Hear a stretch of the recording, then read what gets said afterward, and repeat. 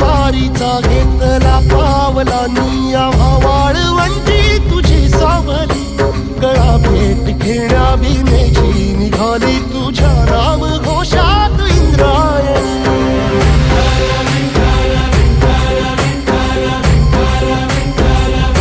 भिडे आसमंती ध्वजा वैष्णवांची उभी पंढरी आज नारावली तुझे नाव ओठी तुझे रूप ध्यानी जीवाला तुझी आस गाला गली